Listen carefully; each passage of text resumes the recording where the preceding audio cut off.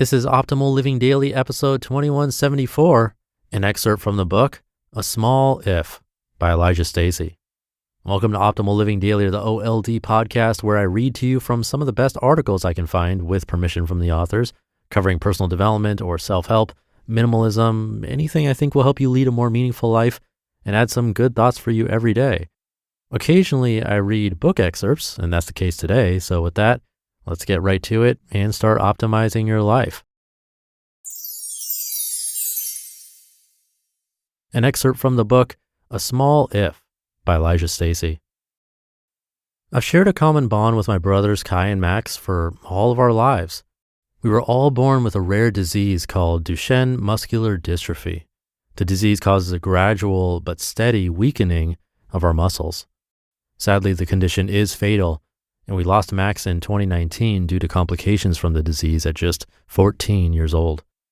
Does that shared suffering make us any different than anybody else? Not really.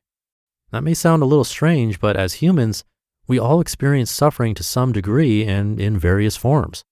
Some of us suffer from emotional problems. Others have financial concerns. Some, like Kai, Max, and I, suffer from a medical condition. Unfortunately, there's a wide spectrum of human suffering. In that way, suffering is part of humanity. Here's the silver lining to our common strife. We can all use our suffering to strengthen our character, adapt to challenges, and help others. The problem lies with our perception of suffering. Instead of looking at it with self-pity or sorrow, we need to view it as an opportunity to guide others by sharing our stories and lending our helping hands. Exercising virtues to overcome adversity. To begin to understand how to transform suffering into healing, we need to see how every challenge we face represents an opportunity to exercise virtue. When we experience pain, we exercise the virtue of endurance. When we stop ourselves from doing something unhealthy, like eating a donut, we exercise discipline. When someone makes fun of us, we exercise patience by not firing back at them with equally hurtful sentiments. When Max passed away, I needed to call upon my wisdom and courage to help my family and me cope with the loss. We all did. I know for a fact that experience of tremendous sadness has made me a stronger person. It's a horrible silver lining, but it is something I can use. This is just one example, however. We can all call upon virtues in times of great need. A nice side effect of exercising virtues to overcome adversity is that we develop more confidence in ourselves. We start to believe that we can defeat any obstacle when it comes our way.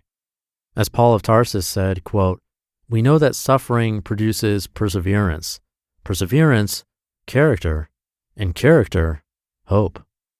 Romans chapter 5, verses 3-4.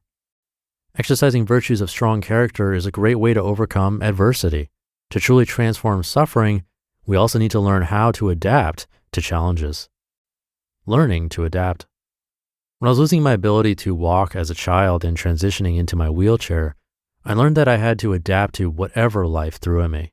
My suffering made me better prepared for future obstacles that will inevitably occur. I learned that in order to survive in this world, adaptation is key. This isn't a unique scenario to me. If someone tries to bring us down like a bad boss or a cynical acquaintance, we have options. We can prove them wrong by rising above their criticism or even confront them directly to get the negativity cleared out of our personal space. Another common form of suffering today comes from financial concerns. Amid a global pandemic and an unpredictable economy, paychecks are being cut and jobs have been lost worldwide. When that happens, we need to adapt our lifestyles or get inspired to find a better job or a fresh new career with hope and promise for a better future. When given an undesirable medical diagnosis, adaptation might mean eating better, following a doctor's advice, exercising more often, rehabbing with physical therapy, sleeping better, or other items to enhance personal well-being.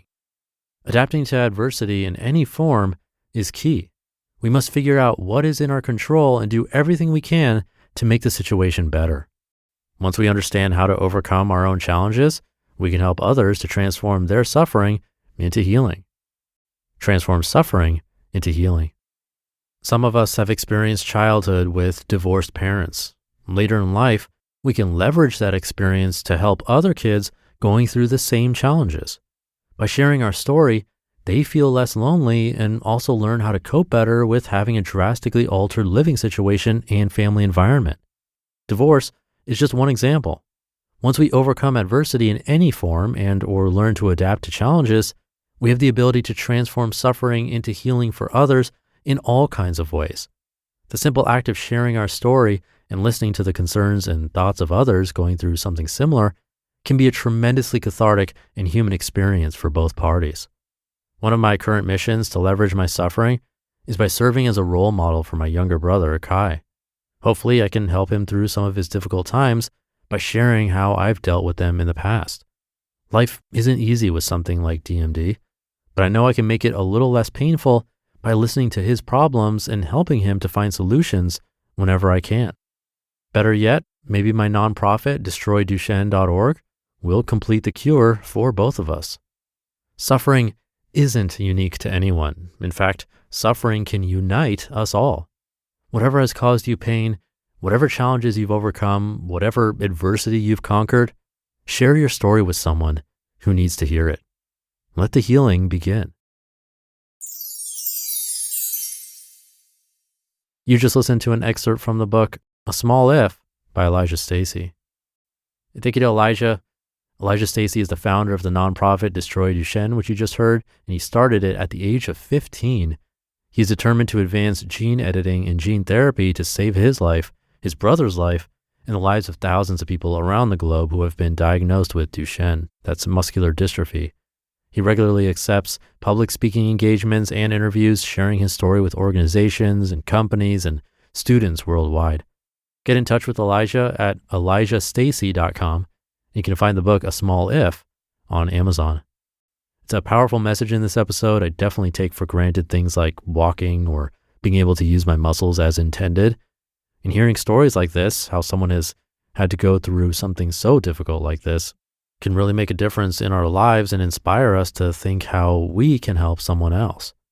There was an episode on my brother's podcast, Optimal Health Daily, from the website Blue Zones, that talked about how research shows that happiness comes when we take the focus off ourselves and help someone else. That was episode 1543 of Optimal Health Daily. I'd recommend that one. And that's the same message here. What struggles have we faced that we can help others either not face or understand better how to face in the future? We can do life-changing things for other people if we can answer that simple question. So do think about that today. Have a great rest of your day, and I'll see you tomorrow where your optimal life awaits.